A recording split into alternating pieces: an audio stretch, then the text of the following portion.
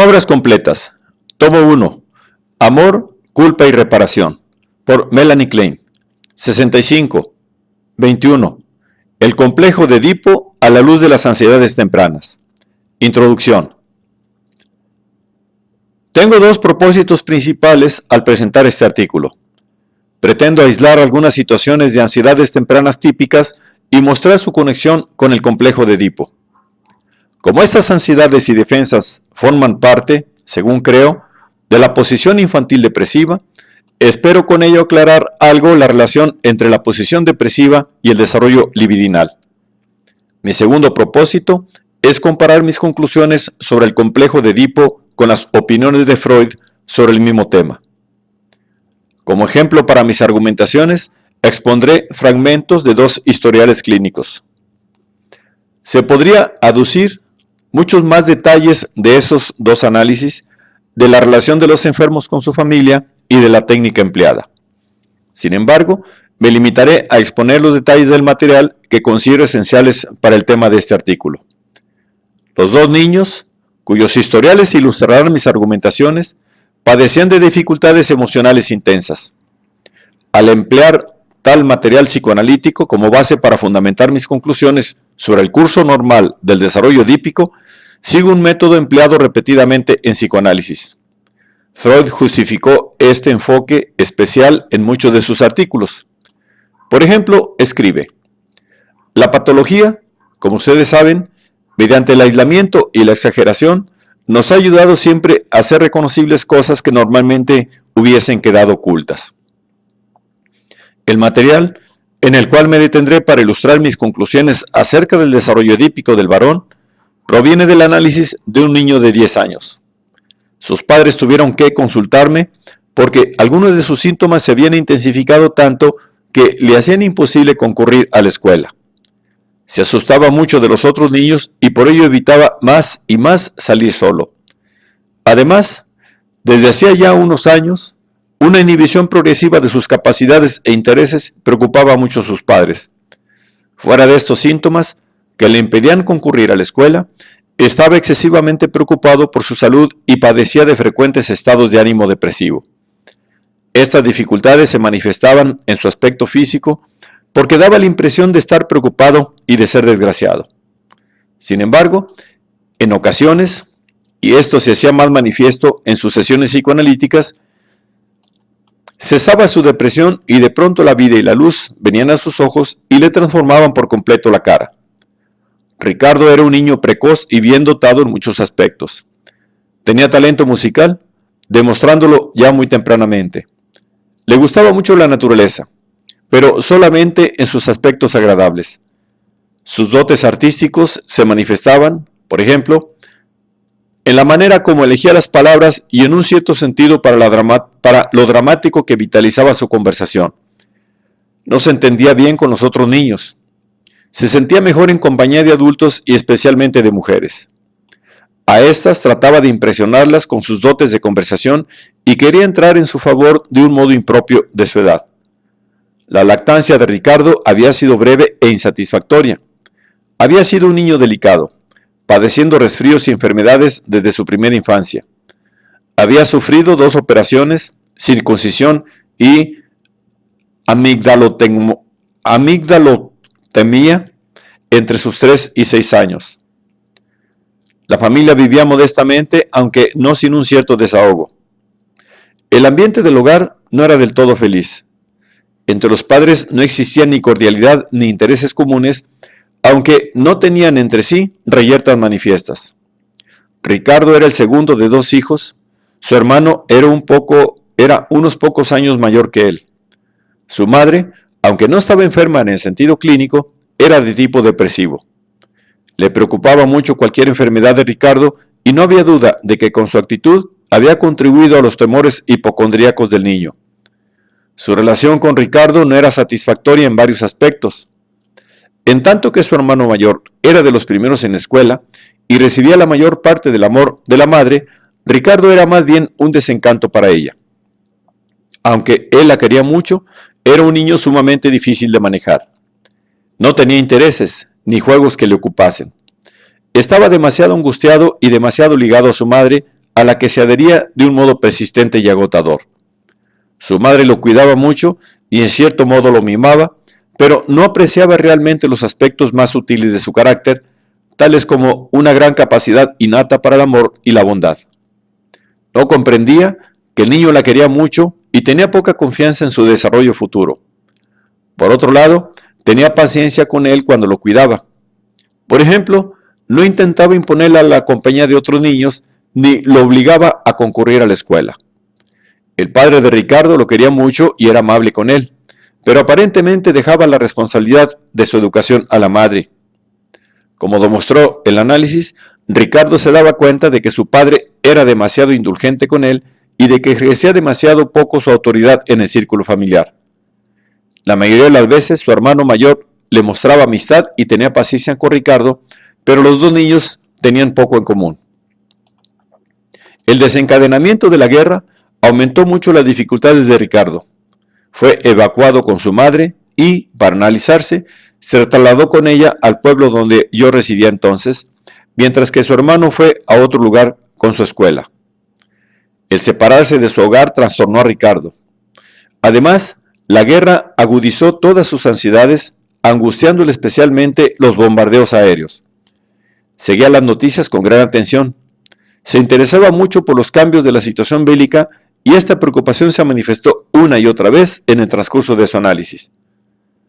Aunque había dificultades en la situación familiar, lo mismo que había dificultades en el desarrollo precoz del niño, en mi opinión, la gravedad de la enfermedad de Ricardo no se podía explicar solamente por estas circunstancias. En él, como en cualquier otro caso, debemos tener en cuenta los procesos internos que resultan y actúan conjuntamente con los factores tanto constitucionales como ambientales. Pero no puedo aquí tratar en detalle la acción recíproca de todos estos factores. Me limitaré a señalar la influencia de ciertas ansiedades tempranas en el desarrollo genital. El análisis se realizaba en un pueblo no muy cercano a Londres y en una casa cuyos propietarios estaban ausentes por entonces. En dicha casa, yo no disponía de un cuarto de juegos en las condiciones que me hubiese gustado, ya que no podía sacar de él algunos libros, láminas, mapas, etc. Ricardo tenía una relación especial, casi de persona a persona, con esta habitación y con la casa, a la que identificaba conmigo. Por ejemplo, a menudo hablaba cariñosamente de la casa y la casa. Se despedía de ella antes de marcharse al final de la hora y a veces, con gran cuidado, arreglaba los muebles de un modo que, según él, alegraría a la habitación. En el transcurso del análisis, Ricardo hizo varias series de dibujos. Una de las primeras cosas que dibujó fue una estrella de mar rondando cerca de una planta submarina. Y Ricardo me explicó que era un bebé hambriento que deseaba comerse la planta. 1 o 2 días después se introdujo en sus dibujos un pulpo, mucho mayor que la estrella de mar y con una cara humana. Este pulpo representaba a su padre y al órgano genital de su padre en sus aspectos peligrosos. Posteriormente se equiparó con el monstruo que encontraremos enseguida en su material analítico. La forma de la estrella de mar se transformó pronto en un conjunto hecho de diferentes secciones coloreadas. Los 4 colores principales de este tipo de dibujo, negro, azul, morado y rojo, simbolizaban en este orden a su padre, madre, hermano y a él mismo. En uno de los primeros dibujos en que usó estos 4 colores, puso el negro y el rojo moviendo los lápices hacia lo dibujado con ruidos acompañadores. Explicó que el negro era su padre y acompañó el movimiento del lápiz imitando el ruido de soldados marchando. El rojo vino después, y Ricardo dijo que era el mismo y cantó una tonada alegre mientras movía el lápiz. Cuando coloreó las secciones azules, dijo que eran su madre, y cuando llenó las secciones moradas, dijo que su hermano era bueno y que le ayudaba. El dibujo representaba un imperio, siendo sus diferentes secciones los distintos países. Es significativo que el interés de Ricardo por los sucesos bélicos tuviesen un papel importante en sus asociaciones. A menudo miraba en el mapa los países que Hitler había subyugado y entonces se hacía evidente la conexión entre los países del mapa y sus dibujos del imperio. Los dibujos del imperio representaban a su madre que había sido invadida y atacada. Generalmente su padre aparecía como el enemigo. Ricardo y su hermano tenían diferentes papeles en los dibujos. A veces eran aliados de la madre, otras veces del padre. Aunque parecidos a primera vista, estos dibujos variaban mucho en los detalles. Nunca hubo dos exactamente iguales. Era significativo cómo Ricardo hacía estos dibujos y también la mayoría de sus dibujos. No los empezaba con un plan preconcebido y a menudo él mismo se sorprendía de ver el aspecto del dibujo terminado. Usaba materiales de juego variado. Por ejemplo, los lápices negros y de colores con los que hacía sus dibujos, en sus juegos también representaba personas. Además, trajo a mi casa su propio conjunto de barcos de juguete, dos de los cuales siempre representaban a sus padres, mientras que los otros barcos tenían diferentes papeles. Con la finalidad de esta exposición, he limitado mi selección de material a unos pocos ejemplos sacados principalmente de sus horas de análisis. Durante estas horas, en parte debido a circunstancias exteriores, de las que me ocuparé más adelante, algunas de las ansiedades de Ricardo se manifestaron con mayor intensidad. Se logró disminuirlas mediante interpretaciones y los cambios resultantes aclararon la influencia de las ansiedades tempranas en el desarrollo genital. Estos cambios, que fueron solamente un paso hacia una genitalidad más desarrollada y hacia una estabilidad psíquica mayor, se habían anunciado ya anteriormente en el análisis de Ricardo. En lo referente a las interpretaciones presentadas en este artículo, no es necesario decir que he seleccionado las que se aplican mejor a su tema. Aclararé cuáles fueron las interpretaciones dadas por el paciente mismo. Además de las interpretaciones que yo di al paciente, este artículo contiene varias conclusiones sacadas del material analítico y no siempre haré una clara distinción entre estas dos categorías. Tal demarcación traería consigo mucha repetición y embarullaría los puntos principales. Ansiedades tempranas como obstáculos al desarrollo edípico. Como punto de partida, elijo la reanudación del análisis después de una interrupción de 10 días. Hasta entonces, el análisis había durado 6 semanas. Durante esos días yo fui a Londres y Ricardo partió de vacaciones. Nunca había estado en un bombardeo y sus temores de bombardeo se centraban en Londres como el lugar más peligroso. De ahí que para él mi marcha a Londres significaba el ir a la destrucción y a la muerte. Esto se añadía a la ansiedad que le causaba la interrupción del análisis. A mi vuelta, encontré a Ricardo preocupado y deprimido. Durante la primera hora apenas me miraba y alternaba entre estar sentado rígidamente en su silla, sin levantar los ojos, y caminar sin descanso a la cocina vecina y al jardín. Sin embargo, a pesar de su resistencia intensa, me hizo algunas preguntas. ¿Había visto mucho de Londres destruido? ¿Había habido un bombardeo mientras yo estaba ahí? ¿Hubo muchos truenos en Londres? Una de las primeras cosas que me dijo fue que odiaba volver al pueblo donde se realizaba el análisis y lo llamó posilga y una pesadilla. Enseguida salió al jardín, donde parecía sentirse con mayor libertad para mirar a su alrededor. Vi algunos hongos que me señaló temblando y me dijo que eran venenosos. Volvió al cuarto, tomó un libro del estante y en él me señaló especialmente la imagen de un hombrecito que se peleaba con un monstruo terrible. 2 días después de mi vuelta, Ricardo, con gran resistencia, me habló de una conversación que había tenido con su madre durante mi ausencia.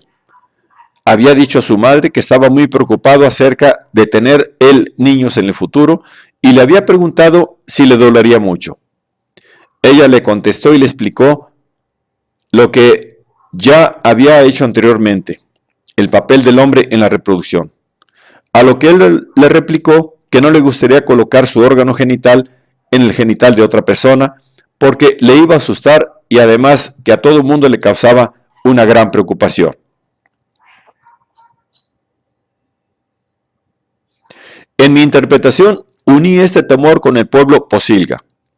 El pueblo representaba, en la mente de Ricardo, mi interior y el interior de su madre, que se habían vuelto malos a causa de los truenos y de las bombas de Hitler. Estas representaban el pene malo de su padre, que entraban en el cuerpo de su madre y lo convertía en un lugar que corría peligro y que era peligroso. El pene malo, dentro de su madre, estaba también simbolizado por los hongos venenosos que habían crecido en el jardín durante mi ausencia, así como por el monstruo en contra del cual estaba luchando el hombrecito que representaba a Ricardo. La fantasía de que su madre contenía el órgano genital destructivo de su padre explicaba en parte los temores de Ricardo al coito. Esta ansiedad se había agudizado e intensificado por mi marcha a Londres. Sus propios deseos agresivos relacionados con el coito de sus padres aumentaban mucho sus ansiedades y sentimientos de culpa. Había una conexión íntima entre el temor de Ricardo al pene malo del padre dentro de la madre y su fobia a los niños. Estos dos temores estaban íntimamente unidos con sus fantasías del interior de su madre como un lugar peligroso, porque él sentía que había atacado y dañado a los niños por él imaginados en el interior del cuerpo de su madre y que ellos se habían convertido en sus enemigos. Gran parte de esta ansiedad la desplazó a su temor a los niños de su ambiente. La primera cosa que Ricardo hizo con sus barcos durante estas horas fue que un destructor, que él llamaba vampiro, chocase con un acorazado, Rodney, que para él siempre representaba a la madre. Enseguida entró en resistencia y en ella Ricardo volvió rápidamente a arreglar los barcos. Me contestó, sin embargo, aunque no con agrado, cuando le pregunté que a quién representaba el vampiro, diciéndome que era él mismo. La resistencia súbita, que le hizo interrumpir el fuego, aclaró algo acerca de la represión de sus deseos genitales hacia la madre. En su interior, el choque repetido de un barco contra otro simboliza el coito. Una de las causas principales de la represión de sus deseos genitales era un temor al carácter destructor del coito, porque, como lo sugiere el nombre vampiro, lo consideraba como algo oral sádico. Ahora interpretaré el dibujo 1, que especifica más las situaciones angustiosas de Ricardo en esta etapa de su análisis. Como ya sabemos, en esta serie de dibujos, el rojo siempre representaba a Ricardo, el negro a su padre, el morado a su hermano y el azul claro a su madre. Mientras coloreaba las secciones rojas, Ricardo me dijo: estos son los rusos. Aunque los rusos se habían hecho nuestros aliados, él los miraba con mucha desconfianza. Por lo tanto, al referirse al rojo, él mismo, como siendo los rusos sospechosos, me estaba dando a entender que temía su propia agresión. Era este temor el que le había hecho interrumpir su juego con los barcos cuando se dio cuenta de que él era el vampiro en su acercamiento sexual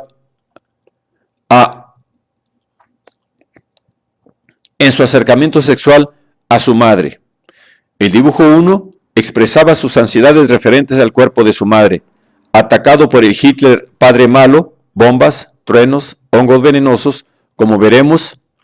Cuando discutamos sus asociaciones con el dibujo 2, todo el imperio representaba el cuerpo de su madre, que estaba perforado por el órgano genital malo de Ricardo.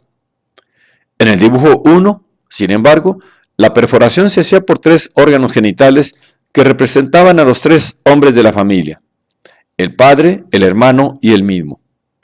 Sabemos que durante esta hora Ricardo había expresado su horror al coito, o sea, que a la fantasía de la destrucción que amenazaba a la madre, causada por el padre malo, se añadía para ella el peligro de la agresión de Ricardo, porque se identificaba con su padre malo.